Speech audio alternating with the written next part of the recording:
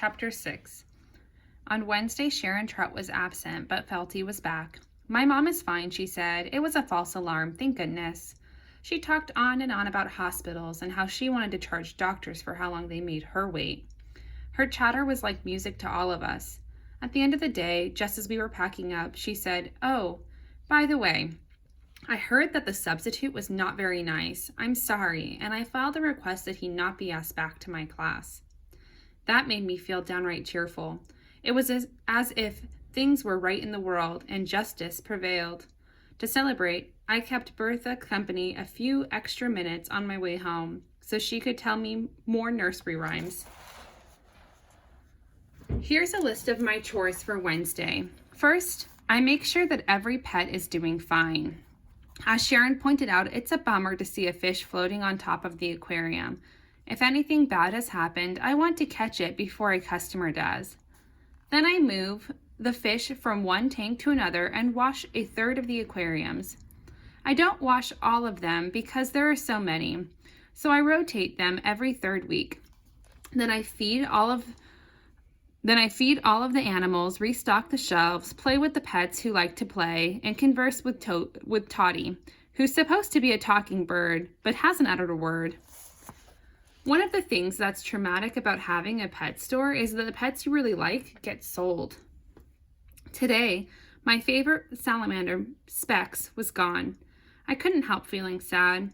Dad said, "So reptiles don't feel affection," but I could swear Specs came up to the glass and flashed a little grin when I came by.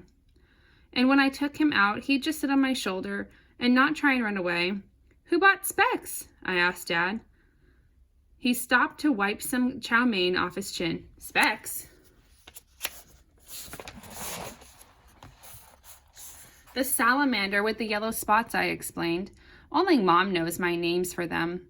"No one. This has been the slowest day in the world. I could do without January altogether." "Where's Mom?" "The vet. Twinkledoon must have a hairball the size of Texas. We tried pineapple juice, but nothing doing." Twinkledoon is one of the Persians. We sometimes call her Curse because customers have put deposits on her 3 times, but never returned to get her. "Maybe Mom sold Specs." "Nope, there have been no sales." Dad pointed to the cash register, then returned to his chow mein. I knew not to get between him and his food. I finished my rounds and had my snack. Since Sharon wasn't in school, I figured I'd be free from her tutoring. Tony Wong had told me to come over and see his baseball cards. "Dad, can I go out and play for a while before I finish my chores?" "Huh?" he mumbled through a mouthful of food. "Well, it seems a bit unusual, but okay." Wouldn't Felty be happy? She'd been lecturing me lately about breaking my rituals.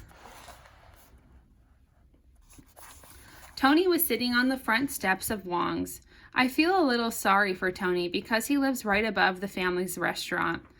I may feel like I live at Bett's Pets, but we actually live in an apartment 6 blocks away. I like that. My parents did live in the upstairs apartment when they were first married, and my dad's mom lived there until she died when I was 4. Now the apartment's empty, and my mom keeps saying my dad should paint it and fix it up so we can rent it out. But he never gets around to it. Like me, Tony spends a lot of time working in the family business, so he understands why I can't play baseball on Saturday afternoon or join a soccer team. Our interests are different, though. The mention of animals to him brings to mind family recipes. Plus, he has really gross sense of humor, which is a little hard to take sometimes. "Hey," he said when I walked up, "what's the difference between broccoli and boogers?" "What? Kids don't eat broccoli." Tony laughed his head off. He always thinks his jokes are way funnier than they are. Man, it's freezing. I wrapped my jacket tighter around me. I must have grown lately because my wrist stuck out 4 inches from my sleeve. "It's hot in there," Tony pointed to his restaurant. "Know what we do to customers we don't like?" "What?" "Give them fried boogers." "Do you want to ruin Wong's food for me? We eat there every day. Don't worry, we like you guys. We give you extra. No boogers." "Want to play baseball?" I decided to change the subject. Okay, I followed Tony upstairs so he can get his bat and mitt. He lives with his mom, dad, grandma, 2 sisters, and an aunt and uncle. See, his mom's Italian. His dad is Chinese. He has this whole set of Italian relatives who live in Chicago. And when they come to visit, watch out. The cooking that goes on in that house. Tony says it's a regular competition, and the food overflows to us. It's fantastic. The stairwell to the Wong's apartment is really dark. It smells a lot like food cooking downstairs, which makes the apartment seem all the more surprising when you open the door. It's beautiful. There's a big wide window looking out into the street, and every room is decorated with fancy furniture from China, paintings, statues, vases with fresh flowers. It's immaculately clean. You would never imagine from the outside how rich it looks on the inside. His aunt and grandma were playing backgammon. They're both super nice. Look, there's Aaron, they said in unison. Hi, Aaron. Long time no see. His grandma dashed to the kitchen. She cut me a great big slab of fudge, which I popped into my mouth. Even if she does live above his shop, Tony has it pretty good. There's always someone to talk to, a table full of food. Tony says that food and love mean the same thing in his house, and lots of activity. When I go home, my dad is sitting in front of the TV, asleep, while my mom pores over the accounts. The fridge is usually empty except for a couple of gallons of milk and some crackers. There's never fudge or candy lying around on little plates. So, you got a girlfriend, Tony teased as we warmed up a game of catch. No way, Sharon Trout, pretty classy, he joked. For a stuck-up witch, she's not my girlfriend, but you protected her. Tony tossed the ball to me. Tony's super athletic. He moves like a cheetah. I'll bet you could be in the major leagues when you grow up. I held up my mitt as he pitched, then was surprised to feel the ball in it. Tony picked up his bat. I pitched it back. That's what my dad wants me to do. He swung. The ball flew over our heads into the alley. We've broken our share of windows together, Tony and I. Don't you want to? We ran together to look for the ball. Nah. What do you want to be when you grow up? I don't know. An artist, a zoologist. I think you'd want to get away from the animals.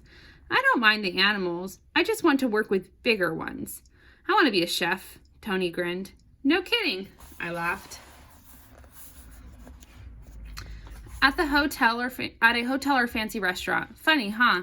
And when someone comes in who's stuck up, I'll spit a loogie in their food. Quit with that, will you? I'm gonna puke up that fudge. All right. You've got a girl stomach. You know that? It's funny that we both want to stay in the family businesses.